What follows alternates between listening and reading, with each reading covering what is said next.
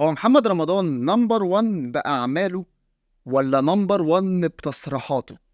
في حلقة النهاردة هنتكلم عن محمد رمضان، الممثل المثير للجدل. في ناس كتير بتحبه وناس كتير تنتقده وبتختلف عليه وبتقول احنا ما بنحبهوش. ده رأيي وده رأيي. لا التفت الا لجمهوري ثم لهدفي وخطواتي المستقبليه فقط، فما ما اعرفش.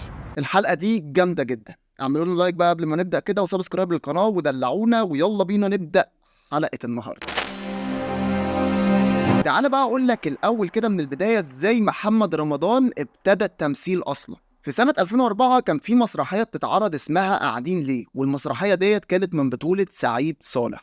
والمسرحيه دي بقى كانت اول اعمال محمد رمضان الفنيه في حياته كلها. ومن بعد المسرحية دي بقى محمد رمضان راح عمل مع حنان ترك مسلسل أولاد الشوارع، واعتقد ان المسلسل ده هو اللي عرف الناس شوية ان في ممثل اسمه محمد رمضان. هو كان الممثل الوحيد المميز ضمن الشلة كلها اللي كانت موجودة، شلة أطفال الشوارع ديت اللي هو كان منهم بالمناسبة. هو الوحيد كان الممثل اللي كده يلفت انتباهك مثلا وتقول ان ده ممكن ياخد أدوار بعد كده. بس الأكيد ان مش جمهور كتير عرفه. يعني محمد رمضان بعد كده بقى راح قدم مسلسل السندريلا مع منى زكي، المسلسل اللي خد هجوم شديد جدا. منى زكي كانت بتلعب دور سعاد حسني في المسلسل ده، ومحمد رمضان بقى عمل دور أحمد زكي اللي كان مميز بيه جدا في الفترة دي. احمد زكي هو شبه اللي شهر محمد رمضان، هو بيعرف يقلد احمد زكي كويس، ففي البدايه لعب على الحته دي قوي هو. يا سعاد لو كل ممثل صوت له فيلم اعتزل مش هيبقى فيه ممثل في البلد. مش عايزة اشتغل تاني يا اخي. تقدري تعيشي من غير ما تاكلي. المسلسل ده ما حققش النجاح المطلوب، والسيره الذاتيه لسعاد حسني ما اتقدمتش بشكل كويس في المسلسل ده، وحتى اخراج المسلسل ما كانش كويس. ولكن كل ده مش مهم، المهم ان المسلسل ده قدم ممثل جديد للدراما وللسينما اسمه محمد رمضان. بعد بقى المسلسل ده محمد رمضان بيشارك في مسلسل حنان وحنين مع عمر الشريف، والمسلسل ده بالرغم من ان هو ما حققش نجاح جماهيري قوي، بس المسلسل ده كان اضافة قوية جدا ونقلة تانية في حياة محمد رمضان، لانك انت بتشارك مع نجم زي عمر الشريف برضه. وبالمناسبة عمر الشريف بعد المسلسل ده اشاد بمحمد رمضان وقال ان هو هيكون خليفتي في الملاعب، والكلام ده اللي طلع قاله عمر الشريف ساعتها. عندي حق، بقول حقيقة، وانا مالي يعني، ولا يعني ليه لازم امجده ليه يعني؟ ما اعرفه شوية كده اهو، واتعشيت معاه مرتين ثلاثة وانبسطت منه قوي، بس ده مالوش دخل. انا اللي بسطتي اكثر حاجة التمثيل معاه. وساعة المسلسل ده محمد رمضان ما كانش معروف قوي، ولكن بعد إشادة عمر الشريف محمد رمضان بدأ يتعرف، لأن عمر الشريف لما يشيد بممثل معنى كده إن الممثل ده حلو. دي حاجة بتبقى كويسة وبتزود الثقة عند الممثل اللي لسه بيبتدي. ونروح بقى لسنة 2008 ومحمد رمضان بيشارك بدور صغير خالص مع أحمد عيد في فيلم رامي الاعتصامي في السينما. وبالرغم من دوره الصغير ومشاهده اللي ما كانتش كتير في الفيلم ده، ولكن الدور ده كان دور مهم. بعدها بقى في سنة 2009 محمد رمضان بيعمل فيلم احكي يا شهرزاد، الفيلم اللي كانت نجومه كتير وقدر يعرف محمد رمضان شوية على الجمهور. والفيلم ده حقق نجاح في السينمات ساعتها، ولكن أنا بختلف على الفيلم ده. ونروح بقى لسنة 2012 وأول بطولات محمد رمضان المطلقة. طبعا قبل البطولة المطلقة دي محمد رمضان كان بيقدم بطولات جماعية وحاجات كده. يعني خلينا بقى نمسك فيلم الألماني ونتكلم عليه شوية. الفيلم أول ما اتعرض ما حققش ايرادات خالص. ليه؟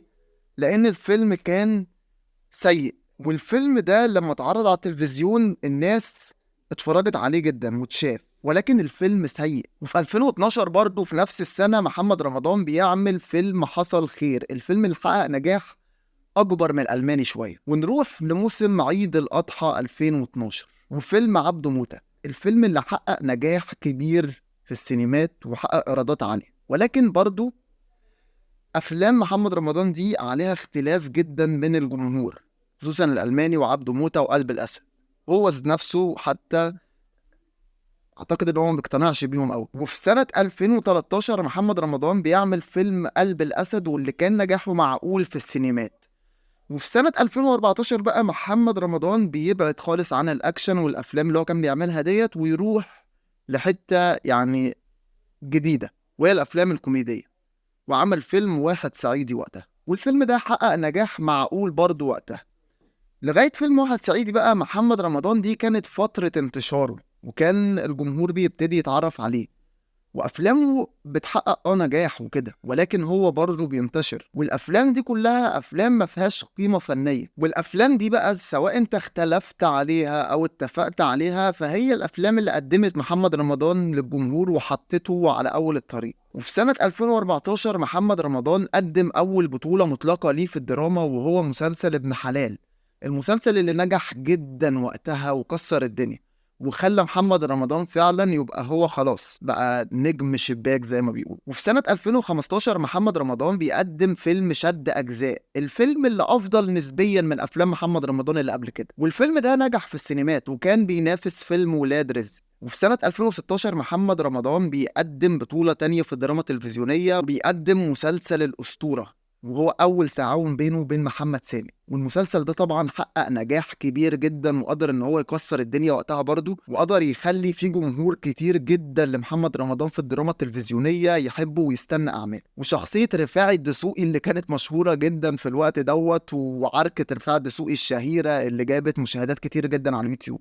في سنة 2017 بقى محمد رمضان بيقدم 3 أفلام للسينما، فيلم آخر ديك في مصر واللي محققش نجاح، او يعني حقق نجاح متوسط او تحت المتوسط بشويه، وفيلم جواب اعتقال اللي كان نجاحه معقول في الوقت دوت، وكان النجاح الاول او المركز الاول في السينما ساعتها فيلم هروب اضطراري. وفي عيد الاضحى بقى محمد رمضان بيقدم فيلم الكنز، واللي بيعتبر من اهم افلام محمد رمضان في السينما عامه. والفيلم ده في الوقت ده كان في المركز الثاني بعد فيلم الخلية من بطولة أحمد عز. ويرجع محمد رمضان في سنة 2018 للدراما التلفزيونية تاني في رمضان عشان يقدم مسلسل نسر الصعيد، المسلسل اللي نجح ساعتها بس مش بنجاح الأسطورة وابن حلال. وفي نفس السنة بالتحديد في موسم عيد الأضحى محمد رمضان بيقدم فيلم الديزل، واللي كان في المركز الثالث بالنسبة لتحقيقه للإيرادات بعد فيلم البدلة لتامر حسني وفيلم تراب الماس لآسر ياسين. وفيلم الديزل كان فيلم مقبول ولكن مش فيلم جيد. في سنة 2019 بقى محمد رمضان بيقدم فيلم الكنز الجزء الثاني، ولكن الفيلم ما بيحققش أي نجاح، لأن فيلم الفيل الأزرق الجزء الثاني ساعتها اكتسح إيرادات السينما المصرية أصلا، يعني أعلى إيراد في تاريخ السينما المصرية. في سنة 2020 بقى محمد رمضان بيرجع للدراما تاني وبيقدم مسلسل البرنس، اللي حقق نجاح ما يقلش نجاح عن مسلسل الأسطورة ومسلسل ابن حلال. مسلسل ساعتها كسر الدنيا، ودور احمد زاهر في المسلسل ده قدر ان هو يعلم مع الناس بشكل كبير جدا يعني. والمسلسل كان يعتبر تاني تعاون في الدراما ما بين محمد رمضان ومحمد سامي. وفي سنة 2021 محمد رمضان بيقدم مسلسل موسى، المسلسل اللي فنيا هو مسلسل كويس، ولكن المسلسل محققش اي نجاح عند الجمهور. في سنة 2022 بقى محمد رمضان بيعمل مسلسل المشوار، اللي محققش نجاح برضه عند الجمهور، ولكن المسلسل كويس من الناحية الفنية. ولكن في سنة 2023 بقى محمد رمضان بيرجع تاني عشان يقدم مسلسل جعفر العمدة، المسلسل اللي حقق نجاح زي نجاح البرنس ونجاح الأسطورة ونجاح ابن حلال. والمسلسل ده بيعتبر التعاون الثالث ما بين محمد رمضان ومحمد سامي، والمسلسل ده اتشاف بنسبة كبيرة جدا من الجمهور، وبيعتبر المسلسل ده من أكتر المسلسلات نجاحا لمحمد رمضان عامة يعني. وفي سنة 2023 في نفس السنة بيقدم فيلم هارلي، الفيلم اللي نجح في السينمات، ولكن الفيلم من الناحية الفنية ما كانش فيه أي فنيات بصراحة، وكان فيلم سيء، ويمكن حطيناه ضمن أسوأ الأفلام في حلقة فاتت هنا على قناة أفلام مع يوسف. ومع مسيرة محمد رمضان دي كلها سواء في السينما أو في الدراما، هنلاحظ إن محمد رمضان حقق نجاح أكبر في الدراما التلفزيونية. طب لو نمبر 1 ليه ما بيحققش نجاح في السينمات بقدر نجاحه في الدراما، اللي بالتأكيد ما بيكونش في كل موسم نمبر 1 برضه؟ ده لأن أي ممثل ما بيبقاش نمبر 1 على طول، لازم يكون في وسط أعماله أعمال سيئة، وفي الوسط برضه أعمال حلوة وتعيش مع الناس. سواء بقى أنت اختلفت مع محمد رمضان أو اتفقت معاه، فهو ناجح جدا دلوقتي. تفتكروا إيه السبب؟ ده اللي عايزكم تجاوبوني عنه في الكومنتات تحت. بس كده، وبكده تكون خلصت حلقة النهاردة.